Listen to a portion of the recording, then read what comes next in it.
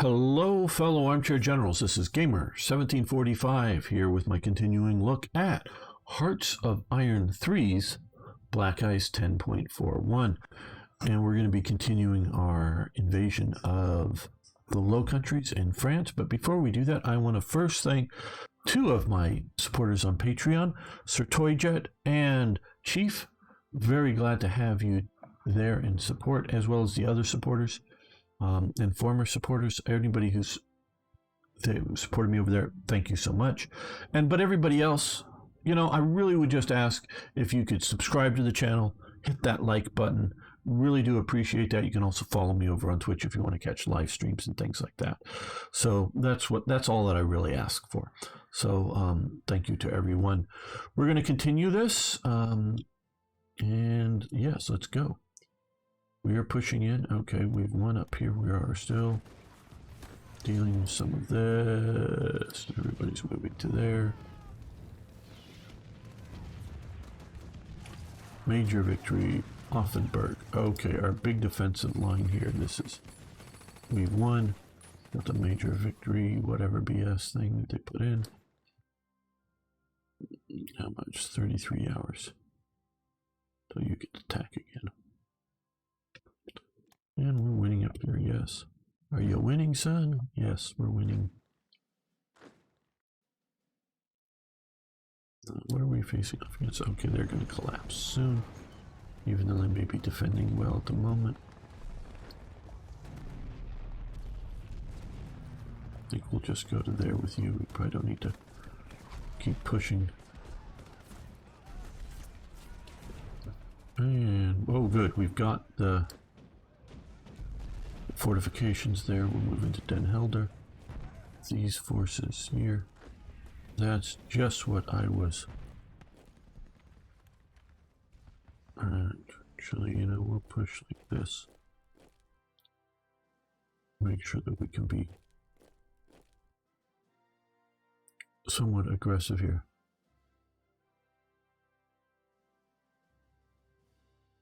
Hey, Beam Slam. Do you let the beef? Well, it hasn't quite got to that stage, but we're going to try not to let them out. Let them get away.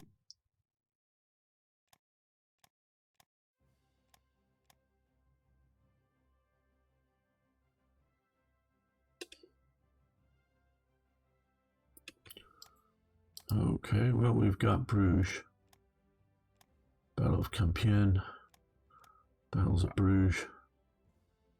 We just now closed off the Netherlands from the rest of the forces. Okay, you're sitting there. Okay, well, we got a really mangled division. Let's move you up to there. Okay, okay, you guys stop your attacks before you become too shattered.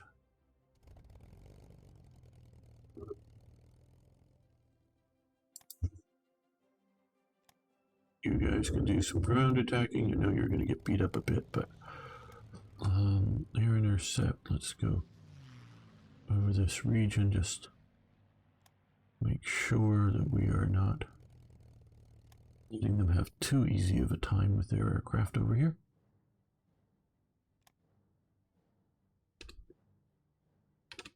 Okay, well, Henrici. I never knew how to pronounce his name. Let's go through Dunkirk down to Calais to capture the ports there.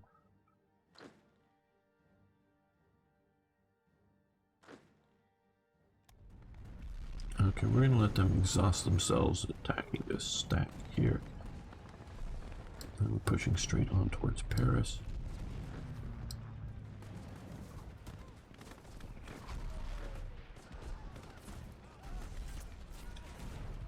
We've won another Battle of Sedan. That was their counterattack at Sedan.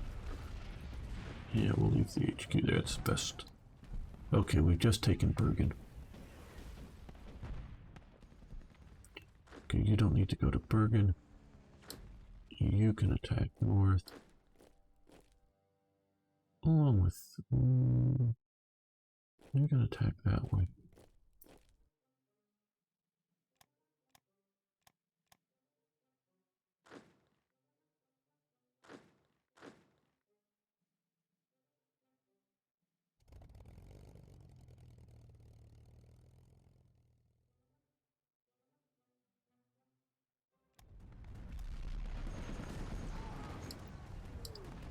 They're attacking back here, Bruges.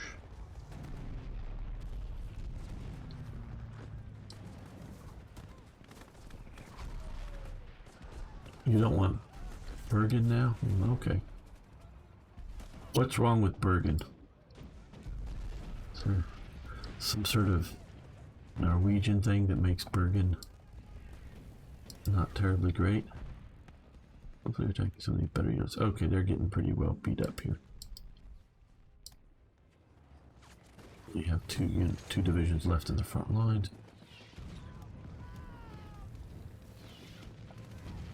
Bergen just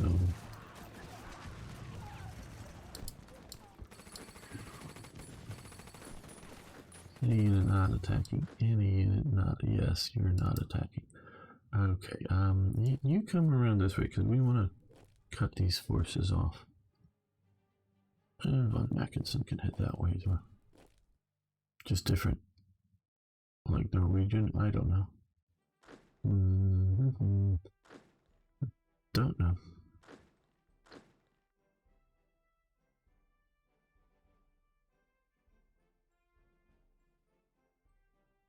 We've just annexed Norway. So it's removed, I guess, all of the forces loaned to Norway, including the... Thought it might leave the loaned forces. Okay, we're going to readjust our production, and we're going to reduce our amount of supply production right now. We're going to still keep it in the positive terms. I know we're at 99 and whatnot. Okay, always some of that is units. Oh, where is extraction?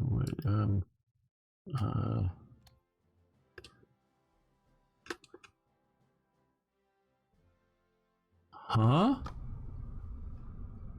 Oh.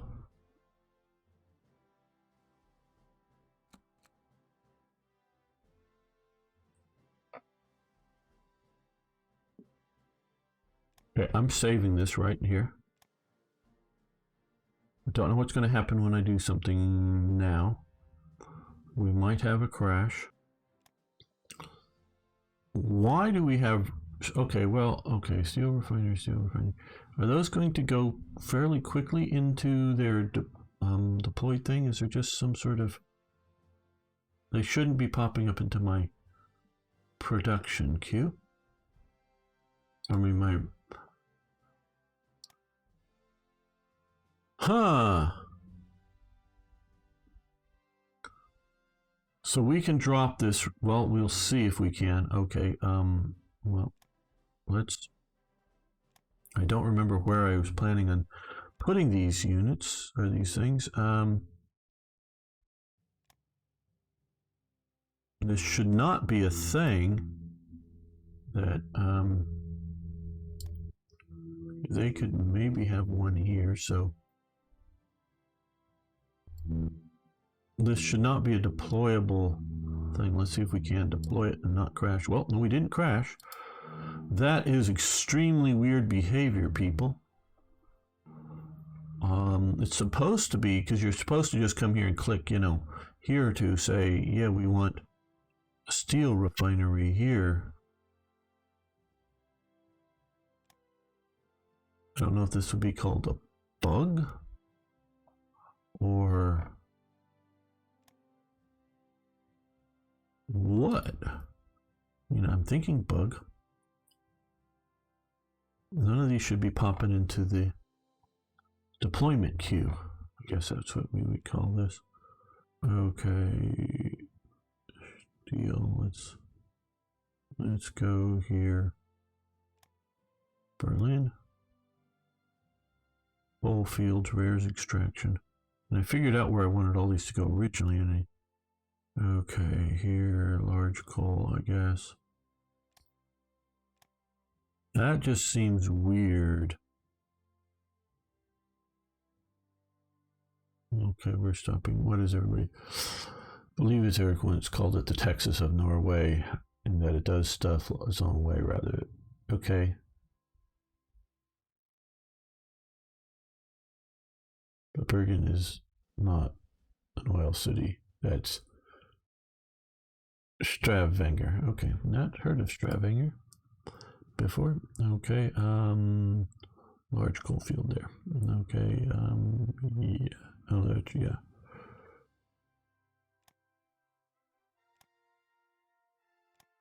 I'm almost thinking, because I'm saying this is now double, I think this is not supposed, I think it both deployed and onto the map and didn't deploy onto the map at the same time. I think, but I don't know.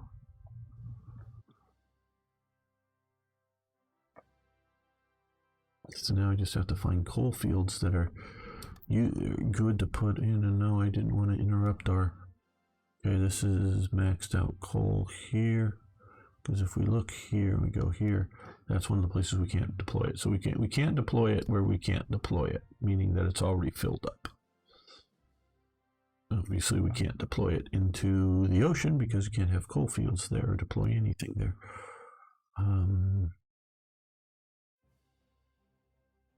Well, I guess we'll, just because I'm not wanting to hunt around for huge numbers of stuff, we'll build out Dortmund. Okay, there we go. Let's do Warpotl. Okay, rares extraction. We gotta find a place with a high base of rares. Okay.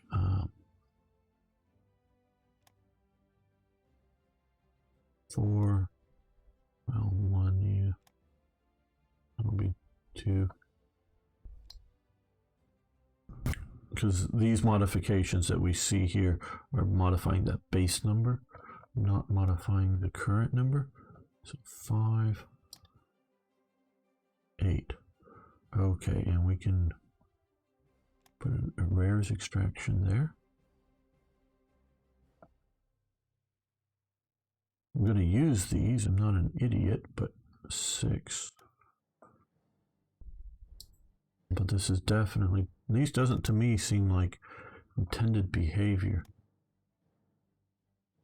I think we're going to put them in Berlin because that seems to be sort of the highest rares. And I think, well, okay, I'm not sure on a place like Berlin because rares can mean everything from, you know, things like gold. I don't know how much war industries needed gold, but tungsten or, you know, aluminum or, well, aluminum, yeah, maybe aluminum. But it could mean anything that is, or it could mean, you know, rare chemicals, or like rubber, you know, synthetic rubber or something like that. So maybe they're figuring Berlin has a lot of potential for rare materials like manufactured in the chemical sense. But yeah, it is not. But I do think to some degree it is sort of just a catch-all. Like, oh, well, we don't know where to place. We'll just dump it in the capital. Okay, well, we have a parachute regiment now. Let's see, where do we want to deploy it? We're going to deploy it sort of forward. It's going to be, I don't know that we're going to actually parachute it in anywhere. Just sort of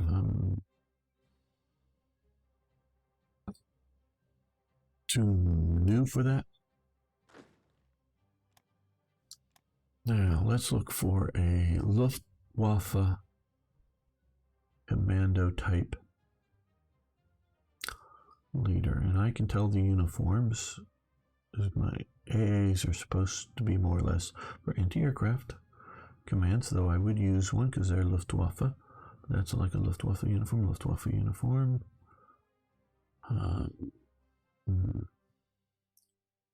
That is a Luftwaffe uniform, and he's a trickster and a logistics wizard, so maybe. But commando, being able to operate without supply, is preferable. Surin, pretty good. A defensive doctrine trickster. That's a Luftwaffe. You can sort of tell the Luftwaffe on its sort of badge down here. It has wide wings on it.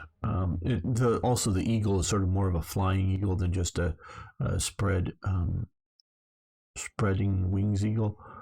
Is some of the ways, but you can see that just sort of more oval shape.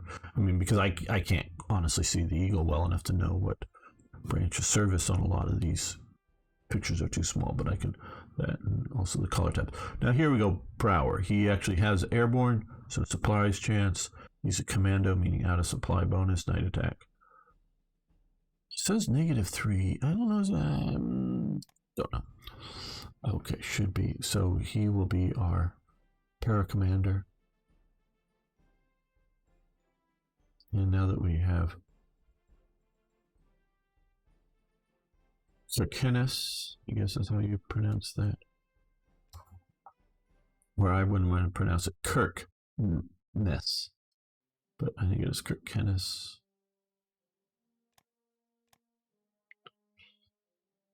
Toyjet can appear as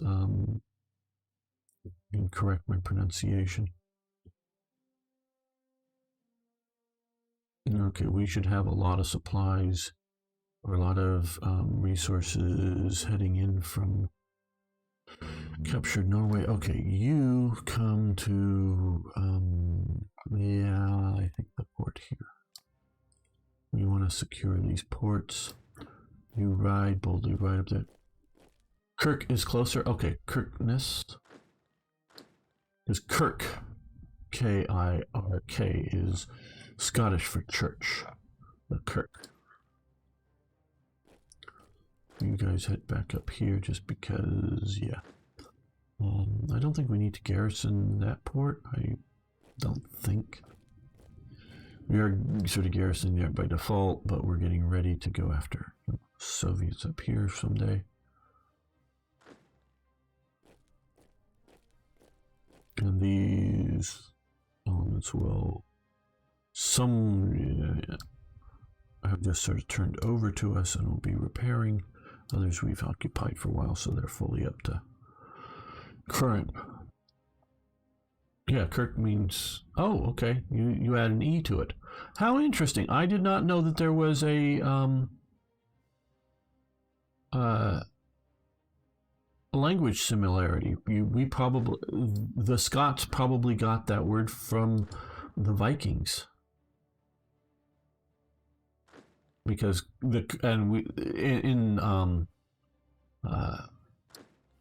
in Scots, they do not add an E, at least not in modern Scots spelling. But yeah, it's otherwise basically the same. Okay, well, we're going to put Ewald von Kleist in sort of command of our push to Paris.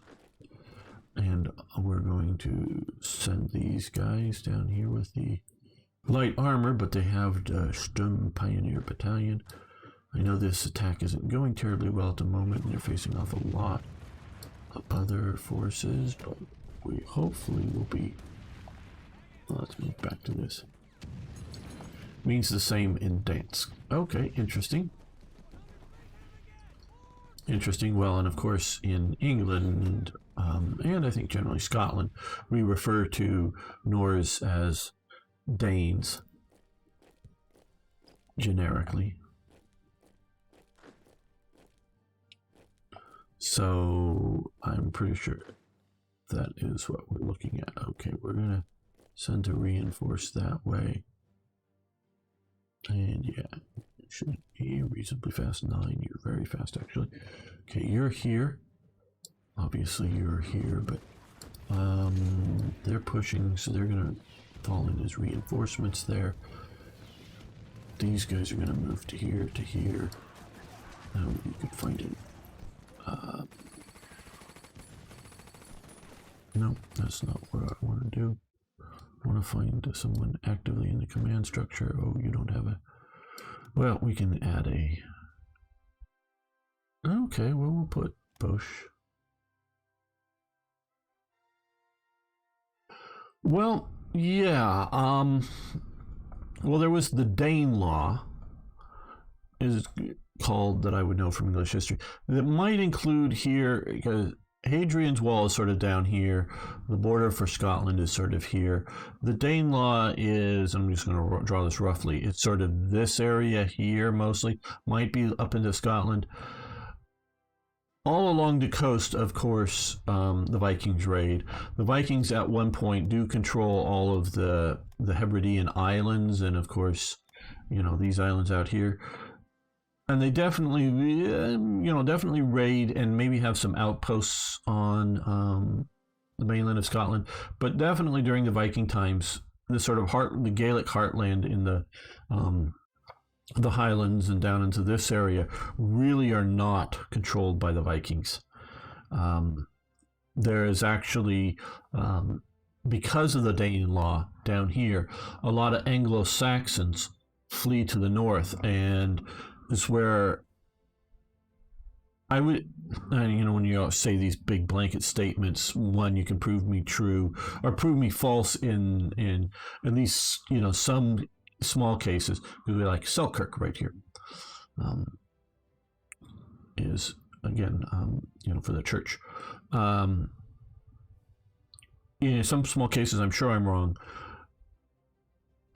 But generally speaking, I would say that before the Vikings come in, most of Scotland is Gaelic, Celtic, however you want to say it, and which are a mix of Scoti, which are from Ireland, and the Picts, which are the most indigenous people, if you will. I know that's all the rage that, the indigenous peoples of Canada, well, we call them Indians. They're Indians, people. People, they're Indians. They're Indians. No, it's not mislabeled. They're Indians. Nothing wrong with calling them Indians. They are Indians. What does Indian mean? Is people from India. These are Indians. These are people from India. Because this is the West Indies. This, including down into Indonesia, is the East Indies. This is the East Indies. This is the West Indies. Very specifically, for sure, the sort of greater Caribbean basin, including places like Florida and Yucatan, but generally speaking, inclusive of North and South America, these are the Indies. We end up later calling it the Americas too. So these are Indians because these are people from India, not East India, West India. Yes, Columbus and naming things got it wrong, but this is what it was called. So this is European terms for them. They have lots of their own terms like Aztec, Maya, Apache, Sioux, whatever, local terms for their cultural groups. They have their own terms for themselves, absolutely. But their own terms for themselves aren't indigenous peoples. They didn't call themselves indigenous peoples. They didn't speak English. Okay? I'm uncomfortable. Earliest indigenous peoples. How far goes back? Are Anglo-Saxons indigenous to England? Are Angles indigenous to Angleland? Well, we know the Angles came from, and the Saxons came from over here, but what does indigenous mean? And I get sort of, yes, this is one of my little things. Actually, the Vikings came to, means Church Cape. Okay, interesting, Toyjet. Thank you, Church Cape. And so mostly the Anglo-Saxons were down, I'm trying to get sort of this area here. Not so much here, but mostly this sort of area here. Eventually, they're sort of huddled down here at the end before they start pushing the Vikings back. Now, that doesn't mean there aren't Anglo-Saxons here, it's just they're ruled by Vikings. But the rule of the Danelaw here pushes, because up here is mostly Celtic peoples.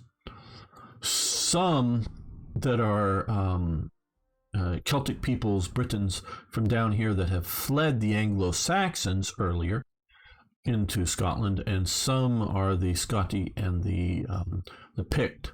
The Picts are from up in the Scottish area. Like I was saying, the Scotty are from over here in Ireland, and then you have the earlier Britons, or what become the Welsh, the Wales. That means foreigner. An Anglo-Saxon, they adopt that name, but a version of the sort of Northumbrian and other sort of Britons, the Celtic Britons flee up here from the Anglo-Saxons, and then you get the Anglo-Saxons fleeing the Vikings, which creates sort of lowland Scotland, which is a mix of Anglo-Saxon and Celtic culture, where the more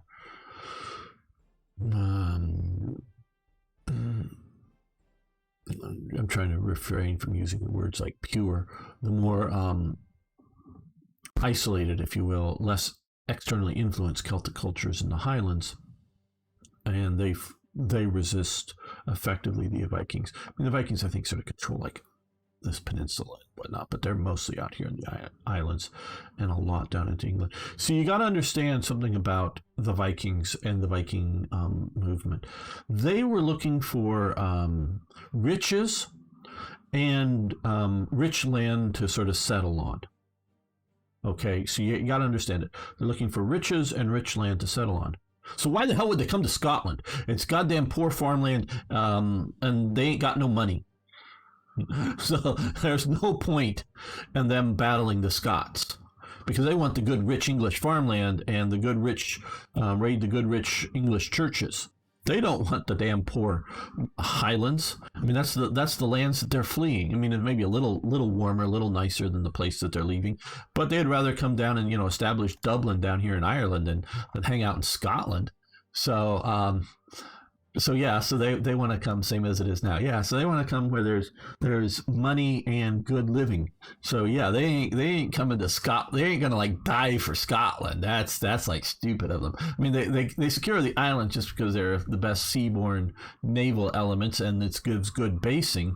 But yeah, if you got these Henri Celts, unlike the Celts that sort of were, Romanized, the Scots have always maintained their high levels of fighting, and not that they were defeating the Vikings and their warrior elements, but they were trouble enough that the Vikings found them to be not worth the cost of defeating them for what they're going to get out of it. So yeah. At least that's my analysis of things. Okay, you come down to here and you come down to here. Just fill in as reinforcements. The Netherlands is storming our beach. Oh, goody. Oh, goody. Okay. Start marching up there, start riding towards there. Well, you're destined to be some of there. Okay, now here, I don't know, the Netherlands are storming our beach. That seems silly. Let's do naval strike. Those guys are just too beat up. Okay, they're going after 2 long-range Dutch submarines. How interesting. Okay. Oh, well, you guys can air intercept around here. Just in case. No, air intercept. Just in case the enemy puts some flying things up. We can, like, get them. Get one. Nope, too far away. So let's move them. Oh, there we have 8 units.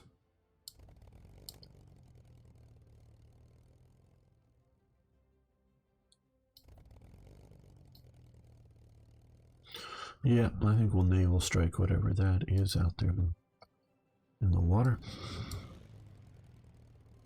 Naval strike.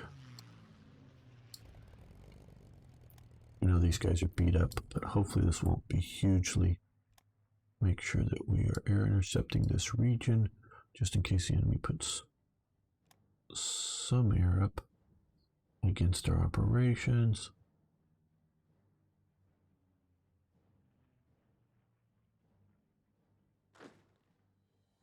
No, this is a unit that shattered earlier. Okay, you can start heading that way.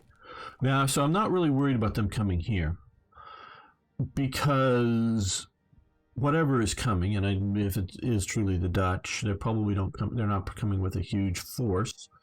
And I don't want to commit my navy here.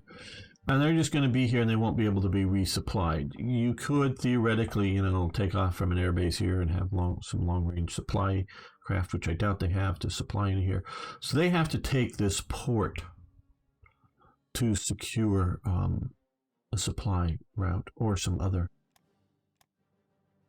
force. What are we bombing here? Okay, we're bombing a CL, a DD, and transports, and they're bringing, it looks like, Belgian troops ashore under Dutch command. So that is a stupid move. I wonder if this is a Belgian Marine unit. I know they've talked about, yeah, you're exhausted, but you'll just defend there. Okay, yeah, okay. We've done our job. We're going to stop attacking. They're going to counterattack immediately, yes. Defeat, but that really isn't, well, I guess it's major victory. We've won the Battle of Brussels. Very good. Okay, well, I don't know how much we're going to need our siege artillery anymore, but we'll sort of use that there. Okay, Panzer outfit. Drive to Boulogne. Yeah, we'll use this just to push on, keep them from retreating. And Dulik. Let's push down this way. You guys are a bit beat up, so we'll start sending you that way, give you some time. Okay, you guys can go home. Yeah, I guess we'll push there.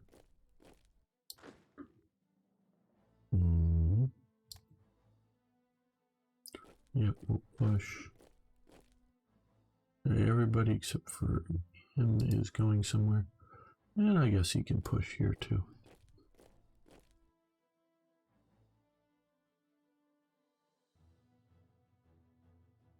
To understand history, you need to understand the causes for things. Sometimes they are economic, but not always.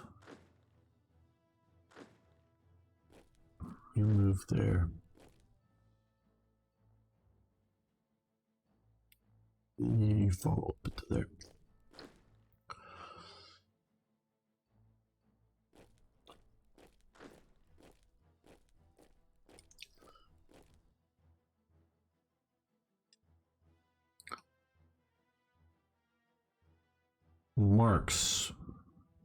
Karl Marx, that is, did multiple major, disservices to mankind. One of them, and maybe one of the minor ones, is trying to explain human history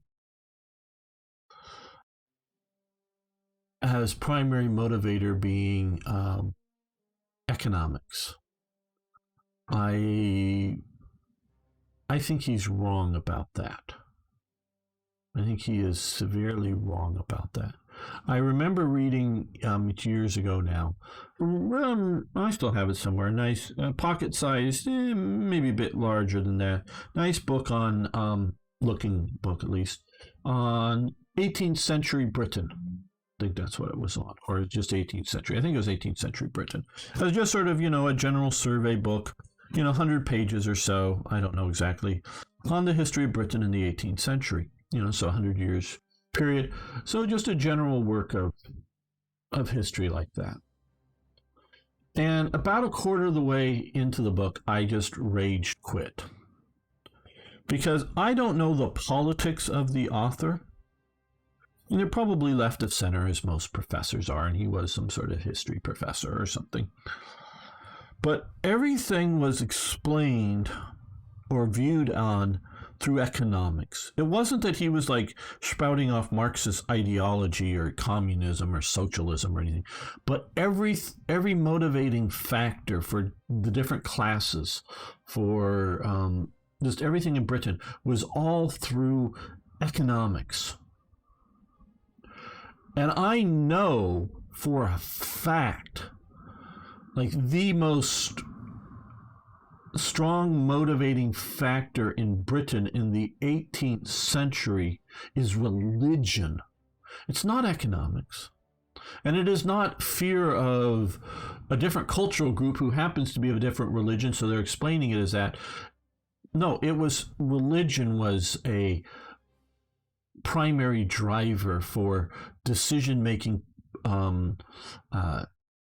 elements within, politics and society, was religion. Not, and I'm very much thinking of the conflict of who is king of Britain. Is it a Protestant king or is it a Catholic king? And is it the old monarchy that's Catholic, that happens to be of Scottish roots, or is it the new monarchy who is Protestant, who is of German roots? But it is entirely seen. It is religion. Is anti-popery is both at the elite level and at the commoner level, is a major motivating factor. And so this author just saw everything through economics. And he's a Marxist historian, may not be a communist at all. And this is what I find because Marx comes out of the progressive theory of history, in that, generally speaking, humankind is on this progressive trajectory to better itself. And so over time, from Stone Age man till today, we're on a progress, and not just a technological progress, but on a social progress path, and we're inevitably moving towards betterment that way. I don't view history in that way. And even if it is the best way to understand the broad scope of history, okay, but and so Marx comes out of this, but he sees everything through the economic lens. And economics has a significant, sometimes like the Viking, because I think the Vikings are having, the Norse are having a bit of a population boom and a bit of a poor land, poor crop failure type thing, and then seeing, hey, these Southerners, Northern Europeans, but Southerners to them, have it easy. And they're weak, and we can just take what we want. So I think it goes from being a whether it's survival or other sort of strategies, to, hey, we can just get rich, because it's no longer about food or whatnot. It's it's about riches, and they go a Viking. And so that is an economic, as opposed to, we need to convert these heathens to, they wouldn't have called themselves pagans. Hey, Toy Jet, what would a Norse religious group call themselves? Like Christians, or what would be their term for themselves? Their religious grouping, if you're still there, Sir Toy Jet, or Beamslam, if you're from the Danemark, or somewhere. What would they have termed for themselves? Their religious, because it isn't sort of the Roman or Hellenic religion, but wonder what that is. Is the answer Beluga? No. Okay, the Battle of Dunkirk, we've won. And so, it wasn't to, convert somebody, like, where, yes, I do think the Arabs, particularly because it is an Arab situation,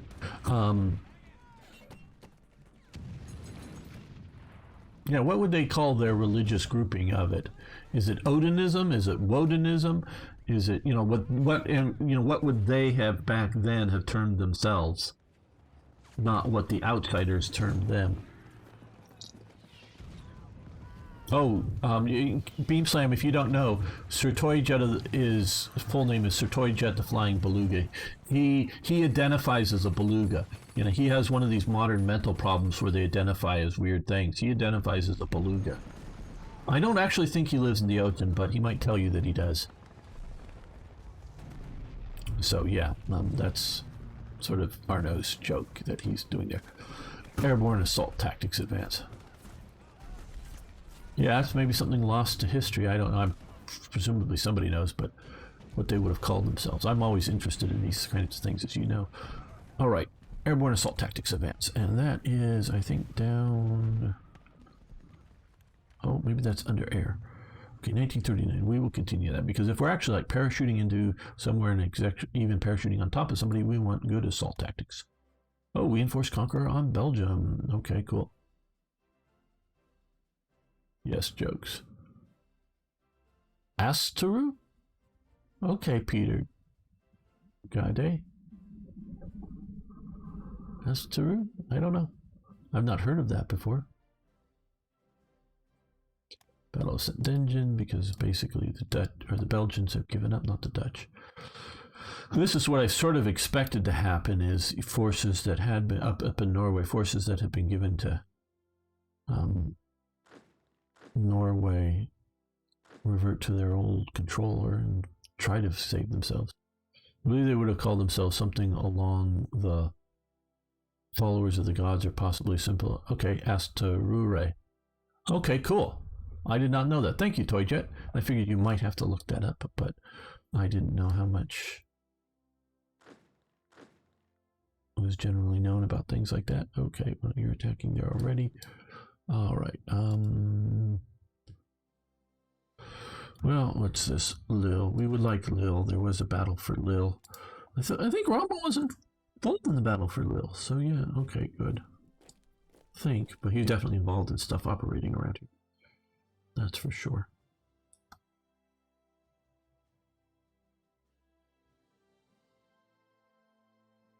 Okay, well, now that we have Belgium, we have even more productivity capabilities. Okay.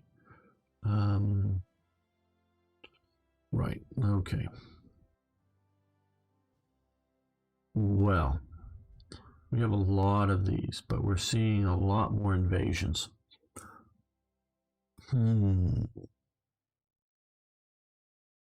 Well, I think we'll leave this for now.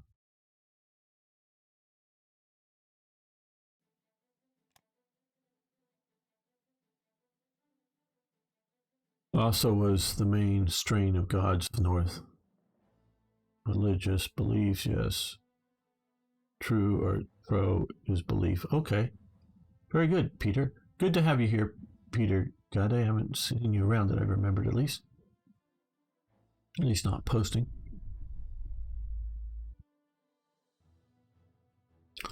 Okay, they have the same gods as back then. Okay. And if they're using the same terms, or basically. Okay, well, we've just about sunk their transport. Well, no, not sunk. We just about disorganized their transport. But again, it's something I have to react to, but I'm not worried about having the invasion happen now. Okay.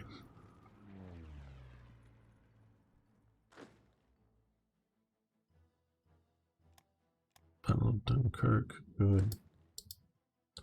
Pushing along the edge here.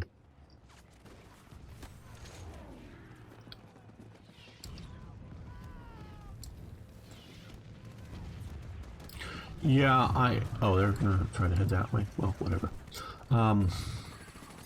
I hear you have the same gods and sort of religion. I don't think, I could be wrong, of course, and I readily admit that I could be wrong. I don't think the Druids called their religion Druidism, like what we might call it today.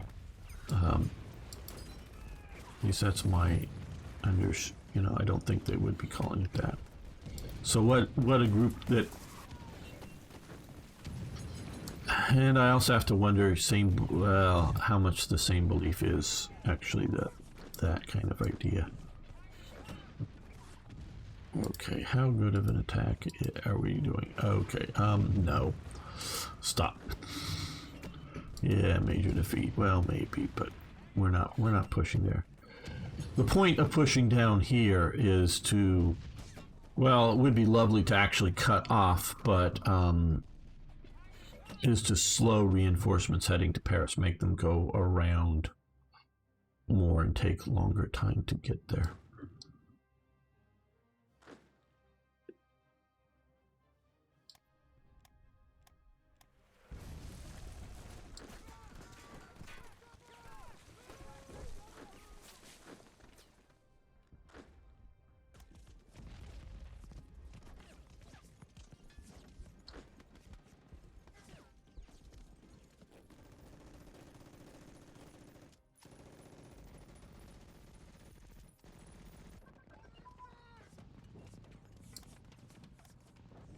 We are now on the outskirts of Paris, and you're going to support whatever attack on Paris.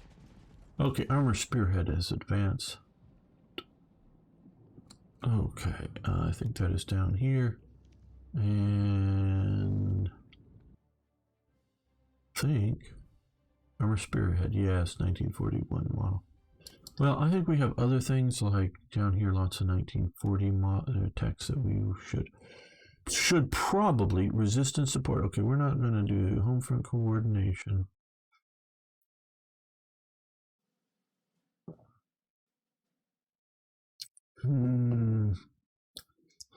Yeah, we're going to do a lot of amphibious unit training though.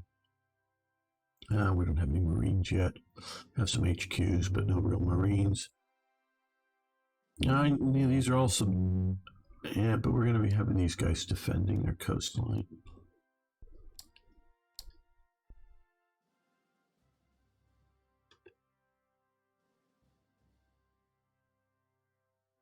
I have a how do I put this? Significant reservations that reestablished religions are the same religions, because I think paganism, at least I'm going with, is functionally stamped out, even in places like Norway. So it is neo-paganism. They're calling gods of the same name, but I don't know that it's anywhere near the same beliefs. Because I don't know that there's any real continuity between them. And I don't know that they've picked up and understood, because I don't know that there's any, like, I mean, I know that we have a lot of stuff on the pagan gods, but just really what these people believed, I don't know. I know we have a lot of stories, but see, named after a race, which the Norse pantheon is mostly dominated by. Okay. Okay, well, I'm familiar with the Acer, however you pronounce it, from Dungeons and Dragons lore stuff. Simply means belief in the one who follows the. Okay, Toy Jet, very cool. Colette, thank you for the education. I do appreciate it.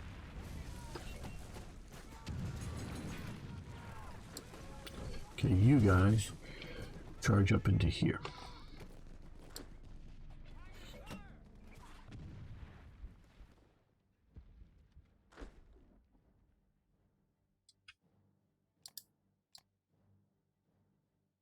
Anything to is not anything like the old ways. They might want to, but the Vikings weren't really big on right. Yeah, exactly right. They don't have a strong written tradition.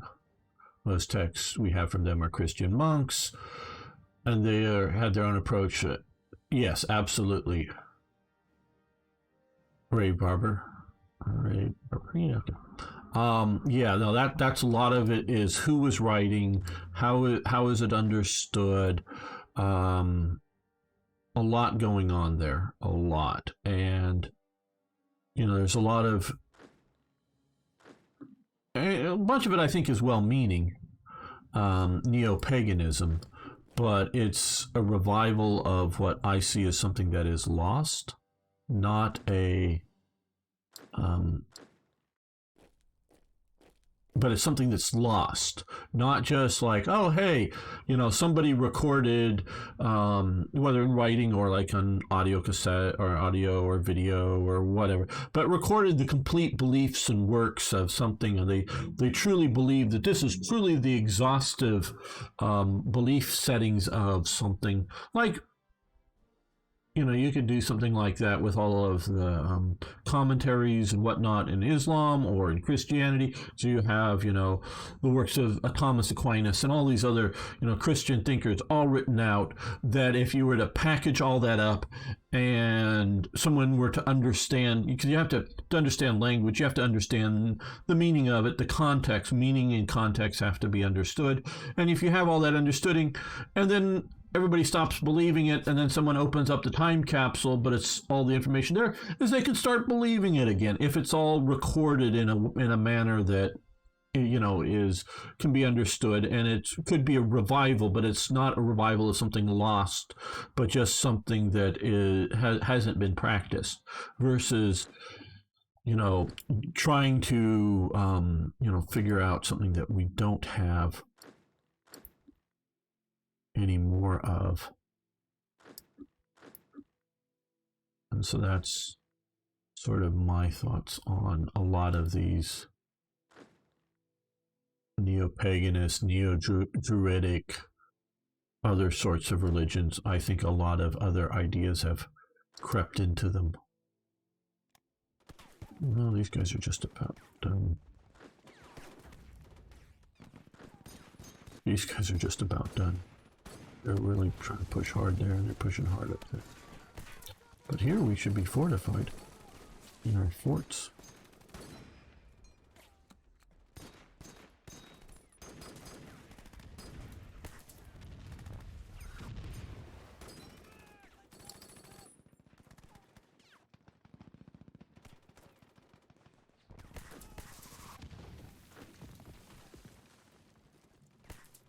Come on, Battle of Lille, take them.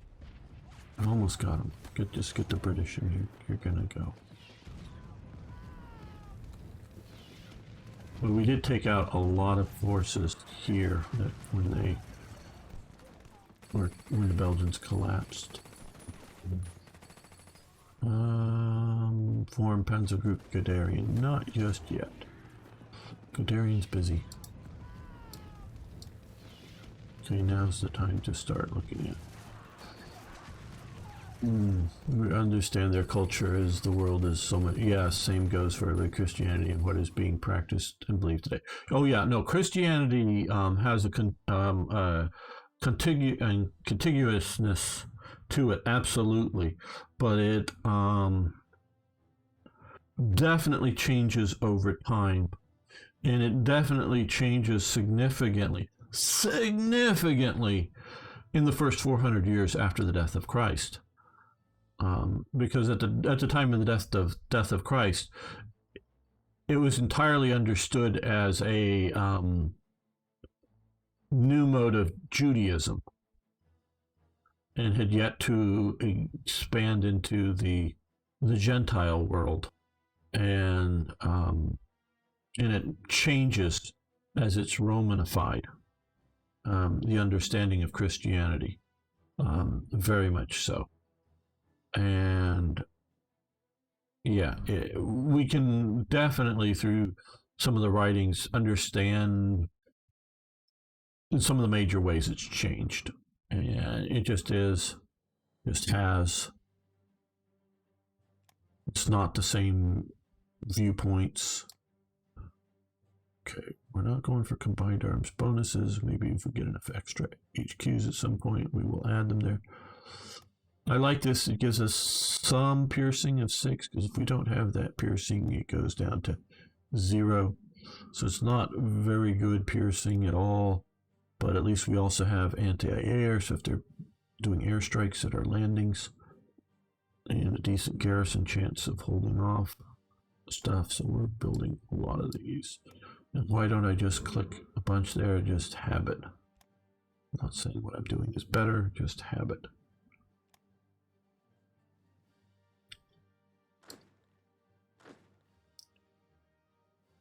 I guess one of the big things you can Okay, we're going to start a northerly attack here. You can sum up a lot of what I push for history would be as context, context, context. Everything needs to be understood within a context.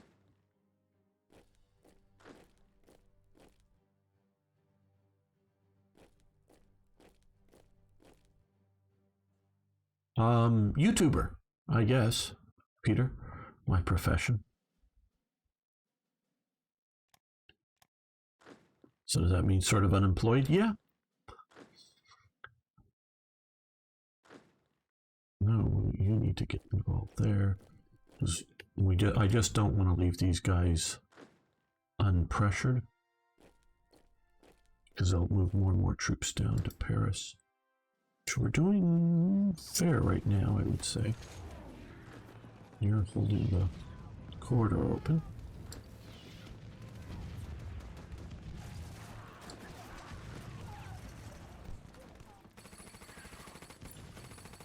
Okay, I know it's across the Meuse, but we're going to attack there just to pin some of these forces. Battle of Calais, okay, we're pushing there. These guys are pushing in the north against a huge stack. They've also been pushing over here. So we're counterattacking there. If you guys haven't already, please follow the channel. Can these guys support the attack? Yes, good. I don't want them to leave the harbor.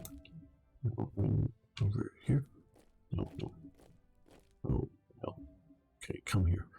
It's not registering whether that is. Most often you need an idea of the author. Absolutely. What is the personal opinion and approach of things? Unfortunately, things are never simple. Absolutely. Absolutely. It's like I was talking earlier about I rage quit the book. It was just like his analysis of, the 18th century English history book.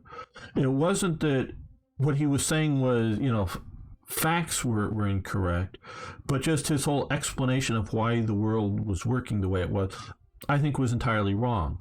And sure, governments and industry and people need money, and it's a factor. But I just this wasn't helpful to me, so I stopped reading this guy's book. And I did sort of look him up. And he was some sort of history professor. I saw nothing particularly, like left wing. And I'm not trying to say like he's some Marxist leftist socialist. It's just he's grown up in, or educated in, however you want to say it, in the school system, sort of that I was, I think. But I think he was English, but in one that describes things through economics, and I reject that. Not rejecting the facts, I'm rejecting the motivations, how people just understood things. And so this professor that wrote the book, it was a general survey work and whatnot, but it was all through the lens of economics, basically ignoring everything else. And because I am a bit of a Jacobite historian, meaning that I have, I think the oldest book Jacobite works is about 250 years old. I have a collection of easily 20 or 30 books that are 100 plus years old, and I have 2 bookcases, and figure there's 20 plus books per shelf or more, and I have 2 bookcases full of books on the Jacobites in the 18th century, specifically the Jacobites in the 18th century, and how they were working in Scotland and England and Ireland and on the continent, and other history books. And almost none of that is about economics, and these are some of the major reasons why these nations were going to war, why political decisions were being made in the 18th century, especially highly focused in the first half of the 18th century. And it's all on who's right to be king based on what their religion is. And if you look at all of the writings of the peoples at the time, including newspapers, broadsheets, which are, a single page thing that people put out that are published, but often to get propaganda, if you will, out to the population, that somebody's going to read it to the crowd in the tavern, kind of thing. None of it's about economics. None of it's about, the first time that I'm seeing is significantly in Anglo culture where they talk about economics is taxation without representation in the American political element there, where it's all about religion and country, a proto-nationalism, if you will. Is this going on? If you look at all the original source material, and I've looked at hundreds of copies of original source material over the years for Scotland and England in the 18th century. Hey guys, I wish you were really big into the 18th century and watch videos and all that stuff and games played then. You can tell I'm into it about as much as I'm into World War II. So, but I just haven't exercised those muscles recently enough in the mental ones. So I just had to quit this, and it's this author's viewpoint. So you need to understand all of that's going on. Now, like I understand all of these broadsheets that were published on both sides of various issues. They all have agendas. I get that. But all those broadsheets are true in that they were truly something published back then, so they have a viewpoint of some people back then trying to motivate other people back then. Now, they may be complete lies as into the facts of actual events or actual things, but it is true that that's what people were, thinking about, talking about, and understanding the world at the time. And so, context. Everything in a context. Okay, we won this defensive battle. They've given up. Very good. And maybe we're under attack down here. Yes. In our push towards Paris. That is some of the reason why we are pushing out. Okay. Yeah. I'm wondering whether we should. Yeah, we should. We're going to continue your march there. So that way these guys can push into here to increase our size of our corridor. You guys can push to there. So everything in context.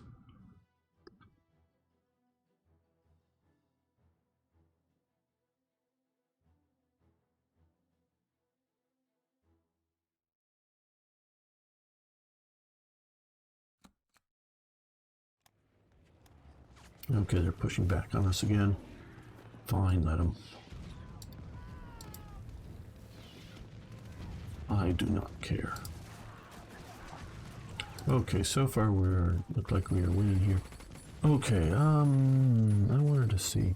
I was told by the developers here that one thing that they supposedly did to make the AI more aggressive in their attacks is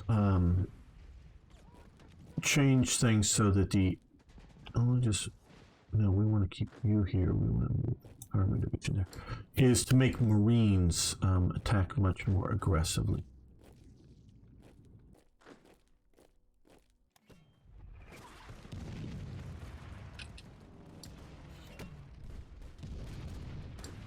You support that, so we're attacking from more than one direction. Major victory. Oh, right here, good. We've successfully fended off their attack. Let's look for somebody in decent shape to join the counterattack. Yeah, we'll put Shell in as well. Well, we should have these guys get up over those Dutch fighters. Oh well.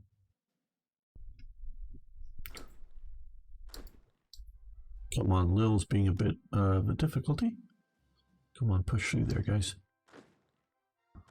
Okay, so we have this division to here. He's just a little too weak to attack on his own, some of these properly formed divisions. So we'll send him down here and he may join the attack on Paris. Retreating units, disrupted units, yeah. Might as well get him sort of moving around too. Some of these weaker units can be very useful for. Let's... Did we ever get a... Yes, we did. Okay.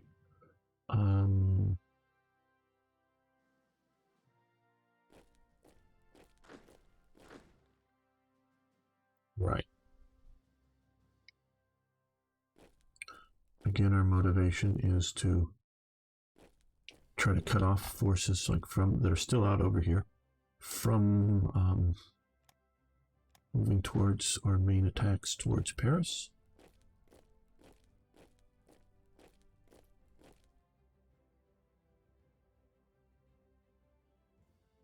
And these are the things I'm sort of dedicated to teaching, is the lessons from history, not so much historical lessons and, you know, this is what happened on such and such day. No, but it's the cause and effects in history. It's why things happened, to understand better why when leftists say, oh, well, if someplace like Mississippi were to declare its independence, they'd be a third world country. They wouldn't want to do that. Or when some other leftist leaders in America were going, oh, these people are voting against their own interests, blah, blah, blah, blah. No, they're seeing everything through economics. They're not seeing it through other interests that these people have. And the way they see the world, where the leftist sees it, they don't see God or, religion as a motivating factor for some of these people. And so, yeah, what are you, okay, oh, you've been pushing too hard into Paris and you've shattered. We've got to, well, I don't know if we've got to, but, okay. These guys are going to stop coming here. These guys and these guys are going to attack here. We're going to try to surround Paris a little bit more. I know these guys are still fighting pretty hard here. We got, oh shit, we're down to one division that's actually attacking. Oh, they're attacking south. They're attacking south. Okay, yeah, you get to stop. Yeah. Battle of Paris. Oh, we finally got it. Now we've got this. Oh, well, whatever. Got Lille coming. Been a bit of a hold up there.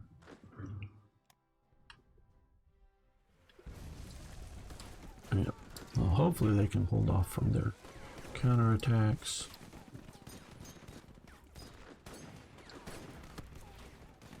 What about coming out to Z here? No. Why can't you? Huh? There we go. Support that attack.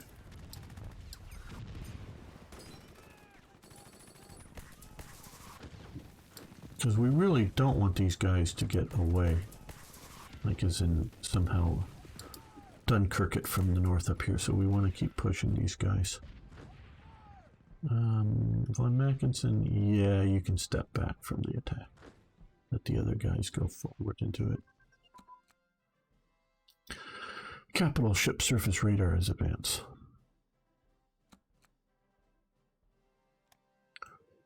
And I want to teach, historical lessons through gaming and gaming videos. Because just writing books, other people have and continue. Okay, I think it's this one is now. Right, capital.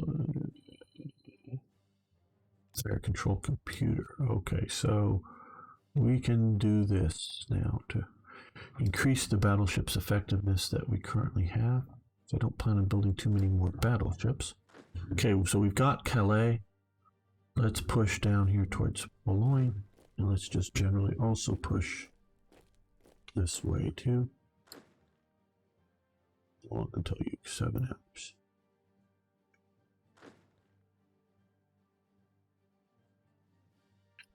Utrecht, we're under attack up here. Okay.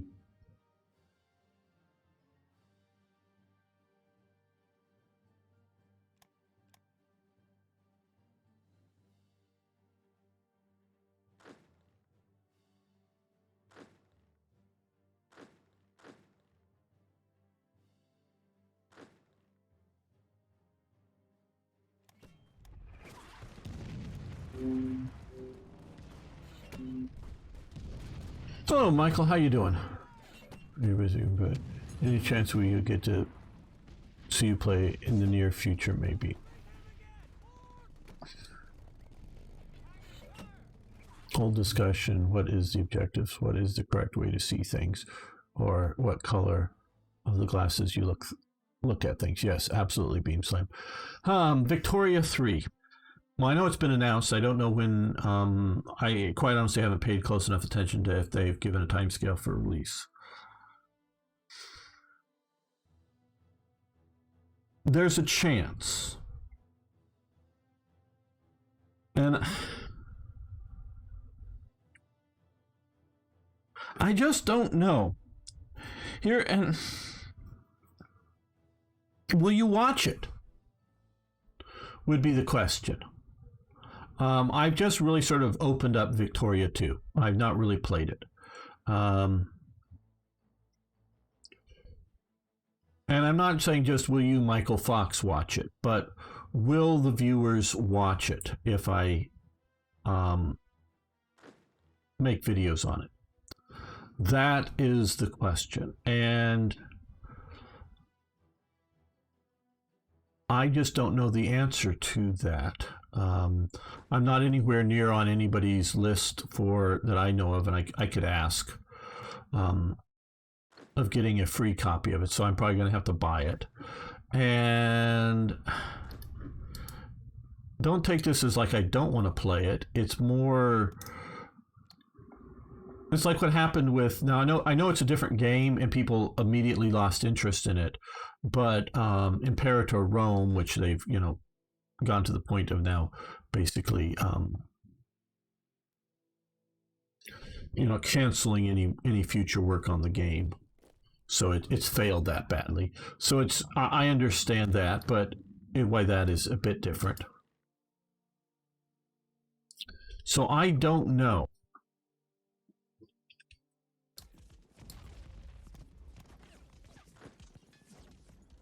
If viewers want to watch it, maybe I'll put a poll up on it.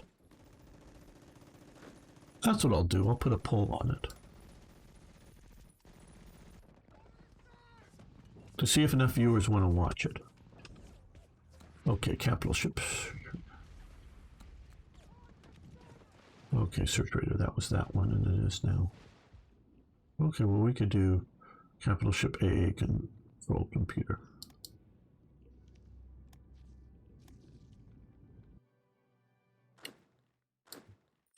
Because there's a lot to say and talk about in that period of history, that's for sure.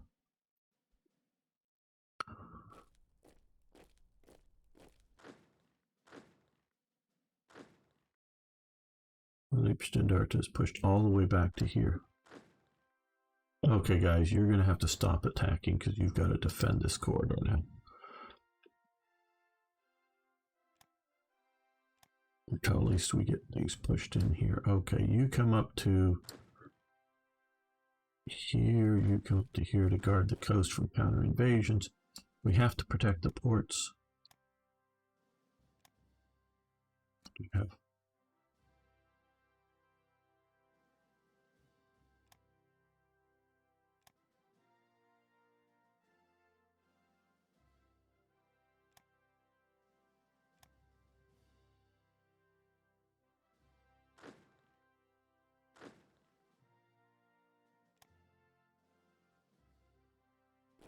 you can march forward.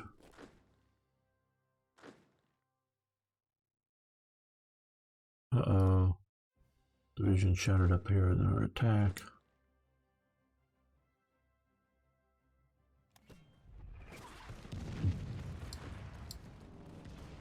Okay, you they stopped attacking, yeah.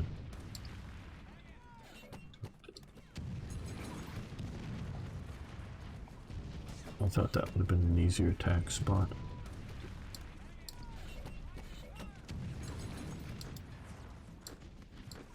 Okay, you guys are fairly well shattered. You guys can come in and just hold the line. And you guys come up here to hold the line as well. They're being hit by a lot of divisions.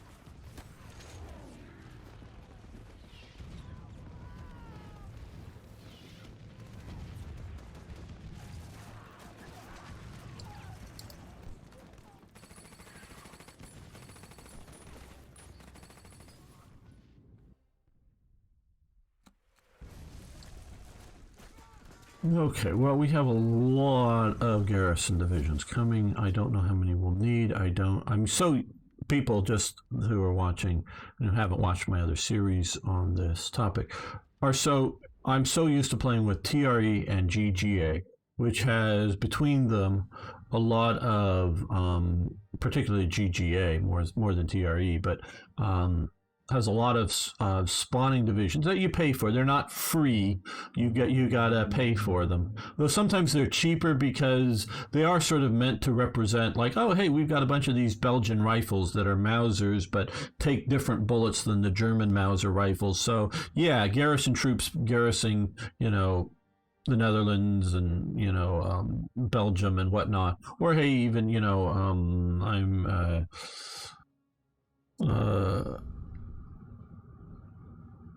what were they? The Dutch, were they a Mauser-based weapon? I'm blanking on the Dutch rifles. If Arno wants to post what type of rifles they were. No, were they Mannlichers?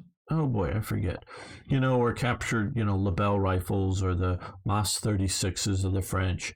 So they're sort of representing, using captured gear to some degree to arm German garrison troops, which was very much a thing. So they're a bit cheaper than regular units, but they're not very good units. So yeah, I'm used to playing with those, so I don't necessarily have to build so many of these, or build maybe this many and not building enough. Okay. Now we will be facing, looking here at, we need to keep our bomber type practicals up. So what we'll come here and we'll do some light bombers, do 3 light bombers, and we want to win whatever air wars that we may be having. No, we'll do 4 fighters.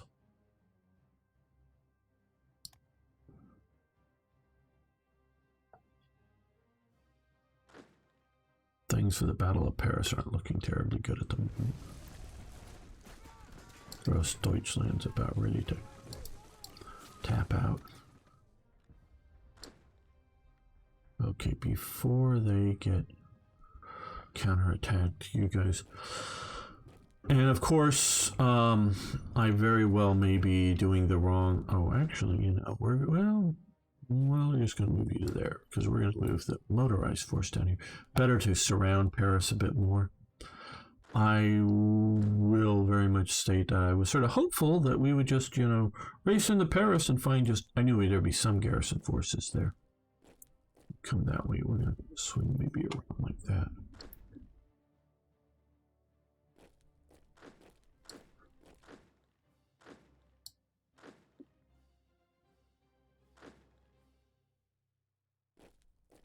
You go into there, you...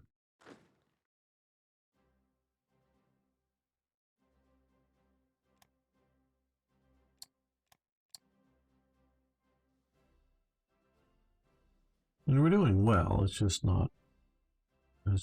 difficulties. What is this? Abandoned equipment. Let's go with abandoned equipment. Allied forces abandoned equipment Dunkirk event. Okay, I guess because we've taken Dunkirk, even though it wasn't. Well, this is more the version of Dunkirk here. Excellent. So, Allied forces abandoned their equipment at Dunkirk in their haste to avoid the defeat. Okay, now if this were to be sort of rearranged and say Allied abandon their forces in Europe, that would be a little bit more. So there's a, you know, one of four things will happen. Presumably the rarer the better for Germany. I don't know that to be the case, but I don't know what happened. Did we deploy forces somewhere?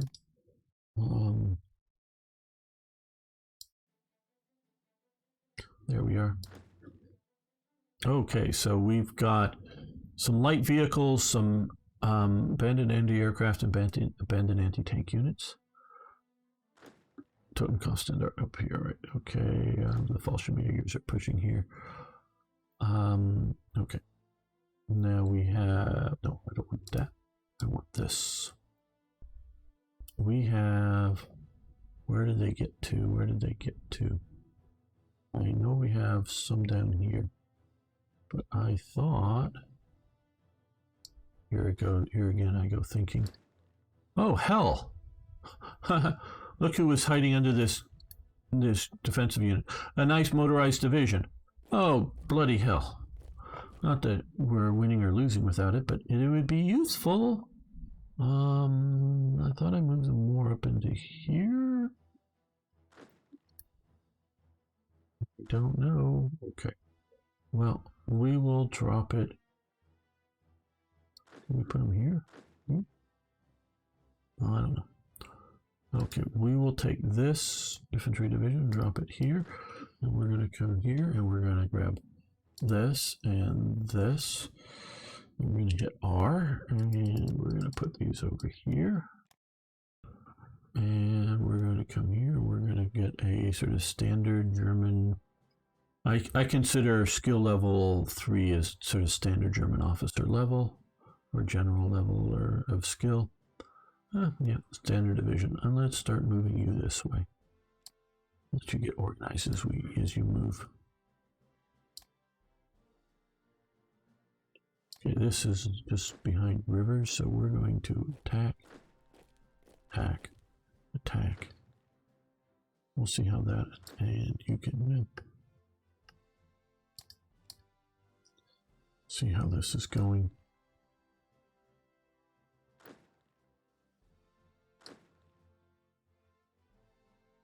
Well, maybe we will add in Hopner. Oh, he is attacking. Okay, good. He's should be a good commander there. Okay, now that, well, those are too weak. Okay, once, yeah, he'll get there before any attack. Is at least likely. You come down this way through Boulogne on the coast. Maybe Churchill will make a speech after Dunkirk. Maybe. By the way, where are the British? Well, there's British all over the place here. We have, like here, now he's under a British unit under French command, as we're seeing here, because he has a British flag. This unit here, these two units here are British. So we have a lot of British units. They've just been either integrated, and this is a British unit here, integrated either into the French command structure or currently the Dutch command structure. So that's where the British are. Let's look at revolting risk. Okay, well, they're just all sort of brown. 2%. Now let's look over politics. Well, let's save this just because it's been a while, and someday this will crash. I'm not sure if it'll crash this session, but someday if we kept playing it would crash. Okay, this is taking way too long to end or to save this. So as soon as this saves, we're just going to keep sitting here and waiting and waiting and waiting. As soon as this save, I will probably end, not the stream, but probably end the episode here and restart the game. If you get, because you can see here, it's the counter is going down. If you ever get one of these long ones, it probably will save all right. It'll probably be just fine, but you don't touch anything. You just let it go. Don't alt tab. Don't just let it take its time. And then, okay, see, then that happens. So we saved. That should be good. So, like I say, we're going to end this, the episode, but not the live stream. We will be continuing the live stream, and the episode went way too long anyway. So we will be back with even more Hearts of Iron very soon.